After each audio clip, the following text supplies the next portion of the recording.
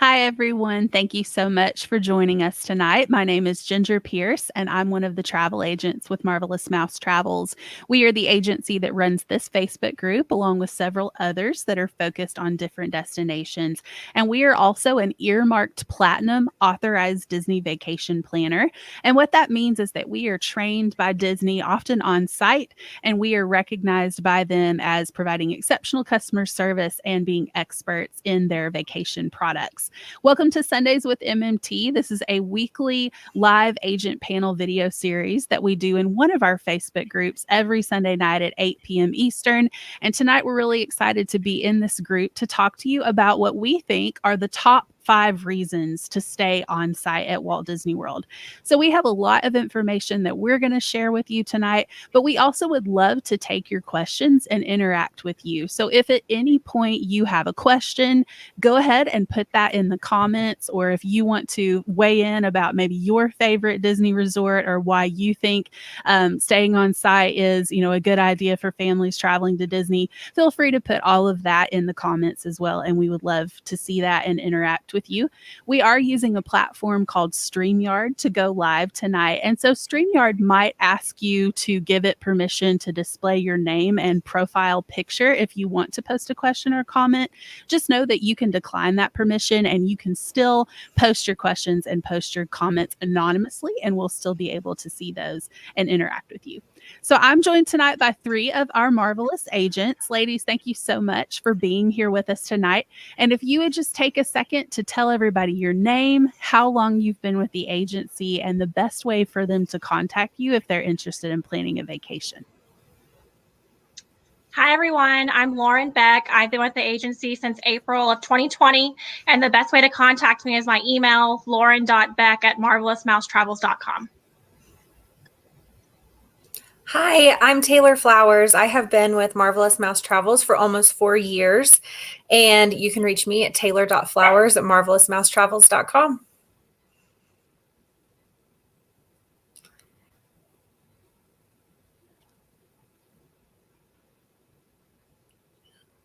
Katie, I think you might be on mute. Let's see. It's okay. Maybe unplug those headphones and plug them back in and see if that works for us. Maybe unplug them all together and we'll just try to use the audio through your computer. There we go. Now we got you. Yep. Okay. So I'm Katie Kennedy. I've been with Marvelous Mouse Travels since March of 2020. And the best way to contact me is katie.kennedy@marvelousmousetravels.com. Oh, the joys of technology, because her stuff was working great when right before we went live. And of course, as soon as you go live, something's going to break. But, and again, my name is Ginger Pierce. I have been with the agency just over 3 years. And the best way to get in touch with me is to actually go to my blog, which is gingermmt.com. That not only has blog posts, obviously, but it also has links to my other social media platforms where you can find me wherever you are on social media. So, ladies, I think one of the first dilemmas that people face when they're planning a Disney vacation or thinking about a Disney vacation is whether or not they should stay on site versus off site. And obviously every family's needs and desires are different. And so I don't think that there's really a universal answer as to whether it's better to stay on site or off site. I think it really just depends on your family and what you need. And that's something that a qualified travel professional like one of us, can walk with someone through and kind of help them weigh the pros and cons. But there are a lot of great reasons to stay on site. And so we're going to we talked about this before the session tonight, and we kind of came up with what we think are the top 5 reasons among the 4 of us. And so we're going to share those with you tonight. But again, we would love to hear your thoughts on what you think about the on-site options or on-site versus off-site. So ladies, when we talked about this, the first reason in our top 5 that we all agreed on was the convenience factor. And so that's number 1. So let's talk about that. What is so convenient, and in what ways is staying on site convenient for people? I think the first thing that comes to my mind is the transportation options to and from all the parks. You're going to have at least one mode of transportation depending on where you stay. Sometimes you can have up to 3 depending on which park or which resort you're staying at. So that's the first thing I think of for sure. Yeah, me too. And being able to eat food right at your resort. I mean, you've got options right there. I mean, you don't have to go anywhere. It's fabulous. That's true. Absolutely. I definitely think the location factors into it as well. Kind of like in real estate, it's all about location. I think it's the same way with your resort too. You're not having to deal with a lot of traffic if you're staying on Disney property, as opposed to if you're staying maybe on International Drive or in some of the other, parts of Orlando where there are lots of great hotels. Sometimes that transit between your hotel and the parks can get backlogged with traffic, and that can kind of set you behind and everything on your schedule. So definitely I would think that the location, and like you guys mentioned, the transportation is a big part of it. Also too, now do you guys can tell me a little bit, because a lot of us, like, this is the first time we're having the opportunity to work together directly like this. So I don't know how many of you ladies have kids, but I know I have kids. And at the end of the day, when my kids and their mom are exhausted, it's really nice to be able to quickly and easily get back to our room, and not have to spend a lot of time walking to the parking lot, driving the car, sitting through traffic potentially. I think that's a big part of it too. Do any of you guys do an afternoon break with your families? I did when I took my 9-month-old, and I had to take him home or to the hotel to nap. And it's so convenient being close to on property and close to the parks, because I took him while my husband stayed with the other boys and then met them back after. So. And my kids generally fall asleep on the way back to the resort. And that's nice. That I don't have to worry about car seats and getting them in and out, multiple times. So that's kind of nice. Yes. Exactly. I guess I'm a bad mom. I make mine just sleep in the stroller. So no, we've done that too. We've done that too. Yeah, for sure. And we left our diaper bag, and we were at Epcot, and we were staying at one of the Epcot resorts. So that was super convenient, because if you have a 3-year-old and no diaper bag at Disney, you've got to figure it out. Not good. And that was awesome. No, it's not good at all. Now, typically we wait and do the questions at the end of the video, but I just saw one come through, and I think it's a really timely, question. So let's go ahead and answer that. This person said, my question is, this is our first time going to Disney World, staying at Coronado Springs, a beautiful moderate property. I love that one. Is the transportation from there to Magic Kingdom easy? And how does it work? So how does it work kind of depends on what part of that resort you're staying in. So if you're in a standard room, that is going to be a little bit further from the main bus stop. And so you're probably going to have to take a bus from your standard room to the main bus stop. Like there's going to be a couple stops before you're off the resort property. If you're in a preferred room, or if you're in especially the Grand Destino Tower, you're going to be located much closer to that main bus stop. But Coronado Springs is in the Animal Kingdom Resort area, so it is a bus to all 4 parks from that one. I know when I have stayed, though, I've stayed in all 3 types. I've stayed in a preferred room, I've stayed in a standard room there, I've stayed in the tower. Of the 3, I think the easiest transportation is from Grand Destino. Would you guys agree with that? Yeah. Yes. Yeah. Yeah. So I think it's the answer to that one is it depends, but it is a bus. So let's move on to number 2 here. Our number 2 reason that we came up with for staying on site is being in the Disney bubble. So let's explain what the Disney bubble is and what are some of the perks of being in the Disney bubble. I think theming is probably the biggest one. Okay. You Art of Animation, Pop Century, they're just, you go and you see Mickey Mouse, and you see the Dalmatians, and you see Cars, and you feel like you're on vacation at the resort, which is really nice. You feel like you're part of Disney no matter where you are. So I like that aspect of the themed resorts are fun. Yeah, especially if you have younger kids, those value properties are so much fun because the theming elements are like, we just showed a picture of All Star Sports, on the building. That's a giant football helmet, like, I mean, little kids love that. You feel like you're running down the football field in between the buildings there. And then obviously, the theming isn't just for the value resorts. How would you all describe maybe the difference in theming between the values, the moderates, and the deluxes? Like, obviously the values are the theming is in your face. Like, it's right there. It's larger than life. How does that change at the moderate and the deluxe level? It's definitely more subtle, I think, at the other ones, but it's still just as magical. We stayed at the Riviera last time I was at Disney, which is one of the deluxe properties. And I mean, you'll see artwork in the hallway and there'll be Disney artwork, but it's a little more, it's not as animated, I guess, maybe. Yeah. But it's still it makes you still feel very Disney-esque. Yeah. So I mean, it's more subtle, but it's still there, which is good. I love that resort. Yes. We stayed there back in May of this year. It's absolutely beautiful. It's and beautiful. The food options there are really, really good too. Yes. Topolino's Terrace is located there, which is a great character breakfast. And there's just so many good things to eat at the Riviera. Mosaics. Yes. Those are really cool. They're so pretty. Yeah, I mean, Riviera has its own Skyliner station, and as you're walking to that, there's these beautiful mosaics of, y'all can help me remember. I know Peter Pan, Tangled and Peter Pan. Yeah, they're so pretty. They remind me of what's in the castle. Yeah, I mean, at a hotel, which is awesome. I know. So pretty. Yes. And also too, a lot of the resorts will do like fun activities. Like I know at Wilderness Lodge, there is a hidden Mickey hunt that you can do where you can go around and look for hidden Mickeys.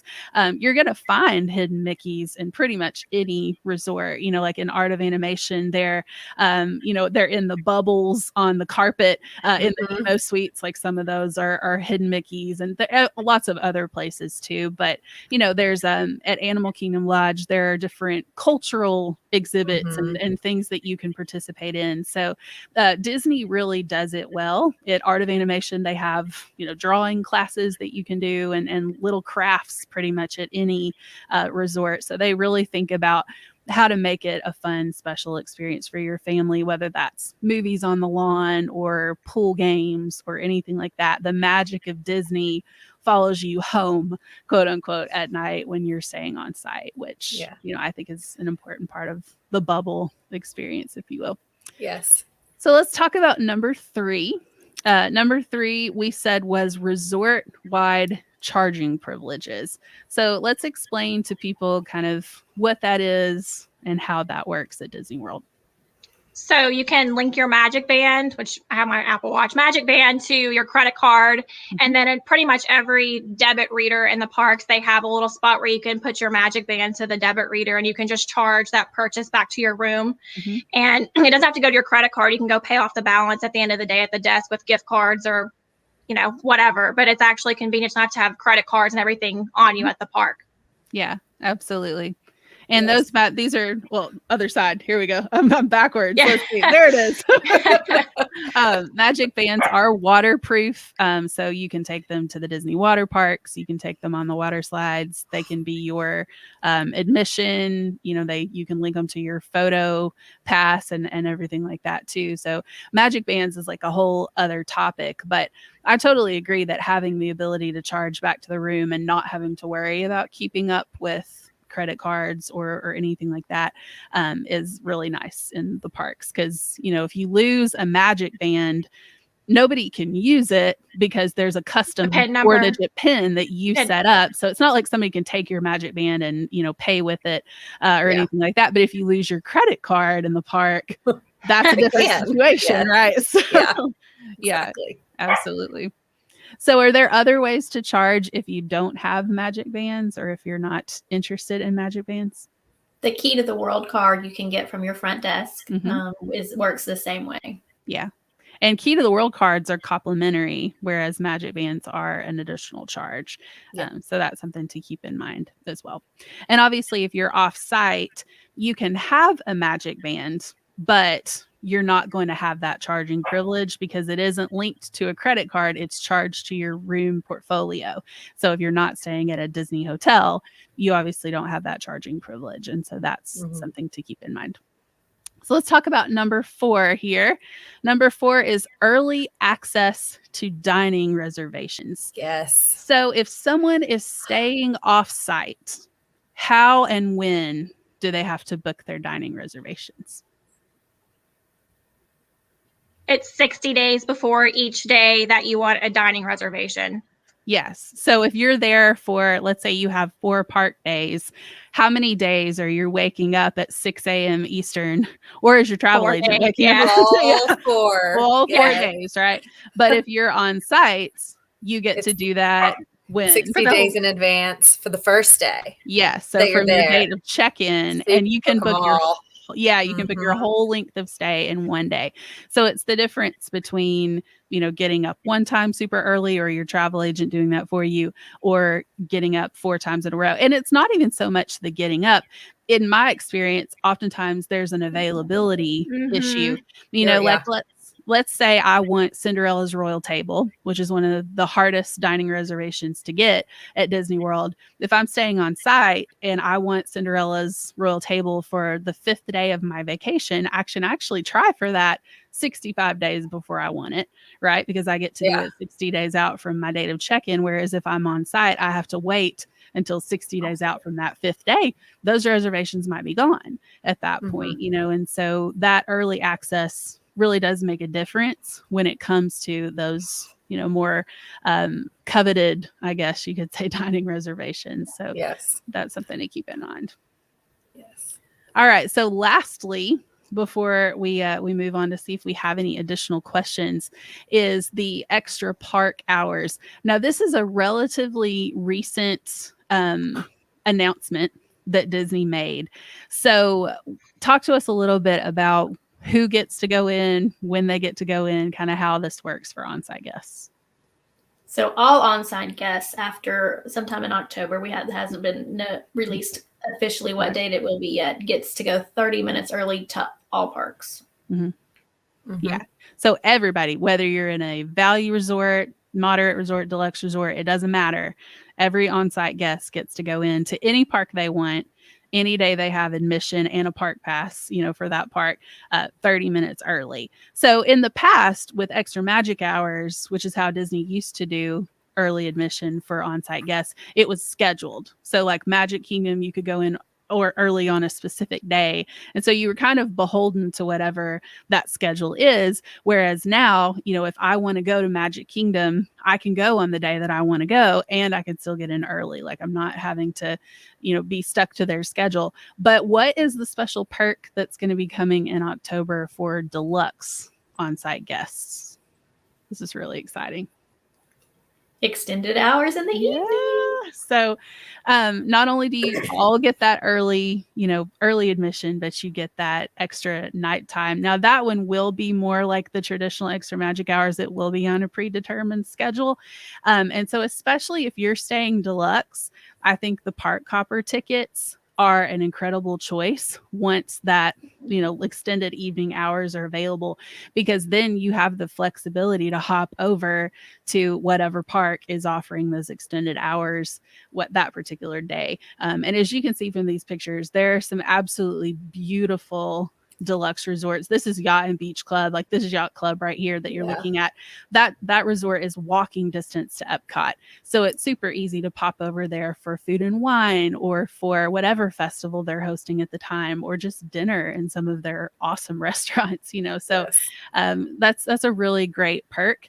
And I'm excited to see Disney start to offer those additional perks for their deluxe guests, because obviously the convenience of a deluxe resort, that comes at an additional cost, and so to get to see them kind of have some extra perks with that, I think is good. Oh, this person's excited. Well, yes, I agree.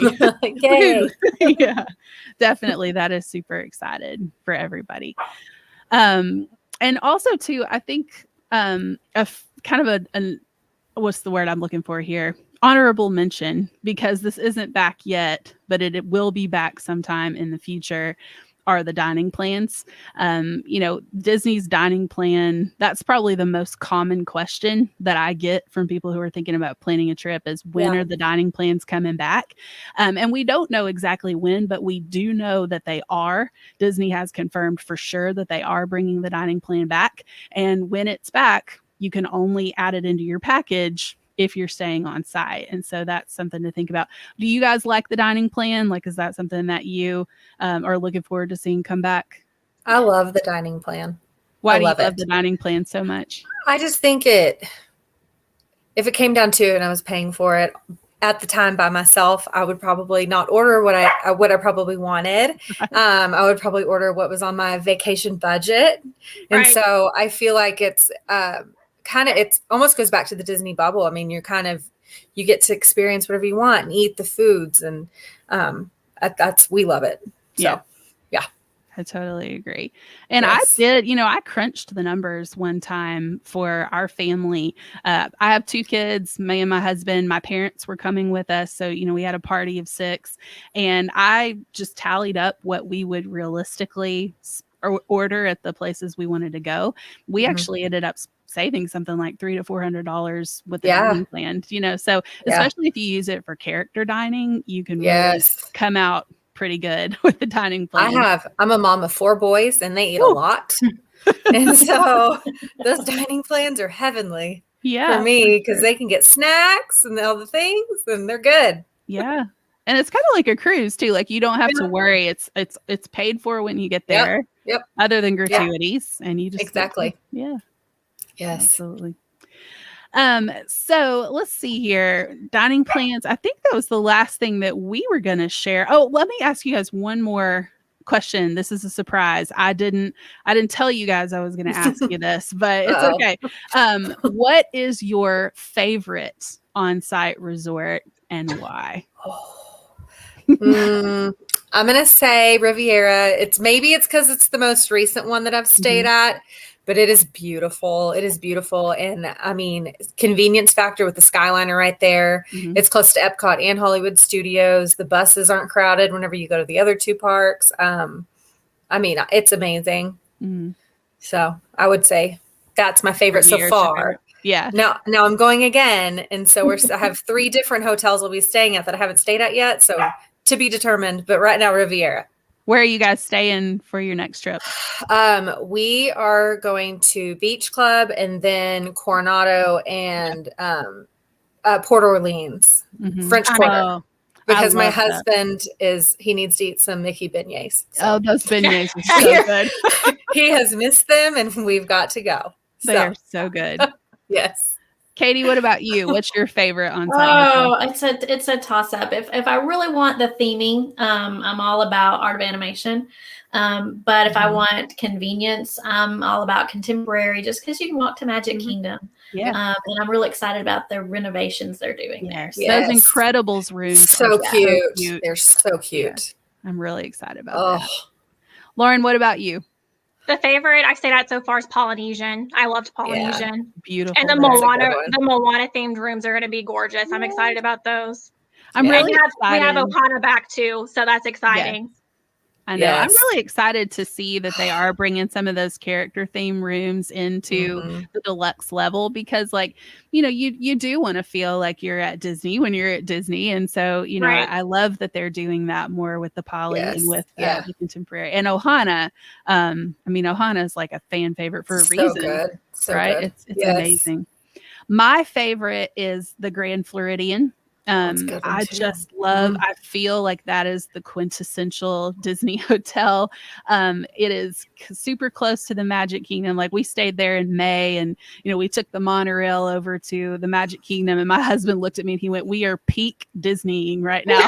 We just took the monorail over to the Magic Kingdom. And it's also home to my favorite restaurant at Disney World, and that's the Grand Floridian Cafe. I love that restaurant. It's so good. I've never had a bad meal there. And so being able to just walk over and eat there really conveniently is another reason why I love it so much.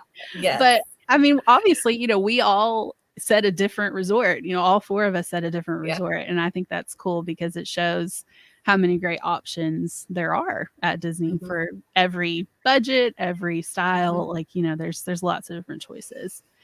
So let's see if we've had any questions come through. Hello. Thank you for watching. Hey, Katie. Hello. Oh, I think this person was thanking us for answering the question about Coronado. You're very welcome. Yes. I hope that it was helpful for you. I love Coronado personally. I stayed there twice and staying there again in November. I really love it. It's a great resort for the price too. It is. And that Grand Justino Tower really does feel like a deluxe, but you're paying a moderate price for it. So it's a great deal. I'm staying there in November as well. We have an agency conference. Me too. Yeah. So it's exciting. Yep. I'll be there. For a first-time visitor with young kids. Oh gosh. So I'll let each of you guys answer first and then I'll answer last because I don't want to, I talk a lot. So I'm going to let y'all go first. Oh, I wonder how old the kids are. Yeah. The first time I took my boys, we stayed at All Star Movies, and it's because we hadn't been, they hadn't been. So we knew we were going to be in the parks for a really long time. The theming's great. We pretty much slept there. That's about all. So that might not be a bad option if you're not planning on doing like a full resort day or a pool day. If you're just going to be going to the parks, that was where we took ours for their first vacation, and they loved it. I mean, with the big characters. So yeah, I would say somewhere on the Skyliner would be a good suggestion too. There's less waiting because it's constantly running, so there's a little less waiting, at least for two of the parks, whatever you're trying to get somewhere. Yeah, that's a great point. And if they're big into swimming, you gotta stay at Beach or Yacht. Beach Club, that is a cool pool. Best pool on property. Yeah, awesome water slide. Yeah, that is awesome slide. That's what I would agree. Like my kids' first trip to Disney was Pop Century. That was the first place we ever stayed on site with them. And same thing as like you were saying, Taylor, with All Star Movies. They loved that larger than life theming. Pop Century is on the Skyliner.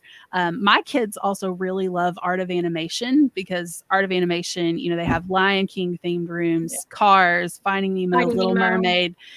So my kids love that one. But they also liked the Grand Floridian. Like, even though the theming there is less overt, they loved the pool. They loved the splash area. The Grand Floridian has this splash pad that like dumps massive amounts of water on you. So they loved that. So I think it really just kind of depends on what ages your kids are, what your budget is, what your kids are looking for. But there's a lot of great options. At Coronado, we didn't mention Coronado, but it has a great pool as well. Yeah, it does. There's lots of fun things there. It does. Too. And if they love animals, you got to look at Animal Kingdom. Lodge. Yes. Yeah. I think that's awesome to just be able to wake up and see animals outside your room. My kids were always into the animals, so that would be nice. Yeah. Let's see. Got any more here? Oh, I think this was in reference to dining plans coming back. Yes. Yay. We're excited about we that. We all feel that way. Yes, we do. The Polynesian is this person's favorite. Oh, yes. It is very convenient. The new thing. We ate we didn't talk about the one every day. Yeah. Every day. It's right there by the pool. It's like a perfect little snack while you're hot and swimming. Yeah. I know. Yeah, they definitely thought that one through. They put the pool really close to the Dole Whips. Yeah, Dole they Whips did. really close to the pool. Yeah. Will the monorail be running at the Poly this December? So, guys, I have not heard an official reopening date. I haven't either. The monorail. I know last time I was at the Polynesian, which was in I think May. We just rode through. It looked like it wasn't super close to being ready to opening, but again, that was a couple months ago. But I have not heard an official reopening date for that, so we just don't know yet. What are the resorts near the Skyliner? So we've mentioned Pop Century is near the Skyliner, Art of Animation, Caribbean Beach Resort, and Riviera Resort. And then technically Beach Club if you walk to the Epcot station. So it's right there. That's true. Yeah, that's true. Yacht and Beach, you could. And even Boardwalk. You could get out there. Right. Yeah. I love the Boardwalk. We didn't talk much about that one, but that's a really fun property too. Yeah. All right. I think that might have been our last question. So thank you all so much for submitting those questions. Keep in mind that if you do happen to be catching this video after it's no longer live, we do still monitor the comments. So you're still welcome to drop those questions in there, and we can come back and answer those for you at a later date if you weren't able to join us live. But thank you, those of you who were able to join us, for watching us for Sundays with MMT tonight. We had a lot of fun talking about the different, on-site options and why we think on-site is a great choice for a lot of families. If you'd like to get some more information about planning a vacation from any of the agents that you heard from tonight, our contact information is all the way back at the beginning of the video if you happen to join us late. It is completely free of charge to book through an agent. All you're paying for is just the cost of your vacation elements. You're not paying anything extra to book it through an agent because we are paid directly by Disney. So you're going to pay the same price to book through us as you would to book directly on Disney's website, but you're going to get personalized service and recommendations and everything like that too. So definitely reach out to an agent if you were thinking about planning a trip. We can help you as much or as little as you would like to plan that vacation. Next week, we are going to be live in our all-inclusive group, and we're going to be talking about sandals and beaches resorts for foodies. So if you love to eat, we're going to talk about the best sandals and beaches resorts that have, what we think is some of the best food options. I did see a couple of comments come through a second ago, people saying, thank you. We love it when you watch these things and when you join us and interact with us like you did tonight. So I hope that you all enjoyed watching us tonight, and we'll see you again next Sunday at 8 p.m. Eastern for another episode of Sundays with MMT. Bye, everybody. Bye. Bye.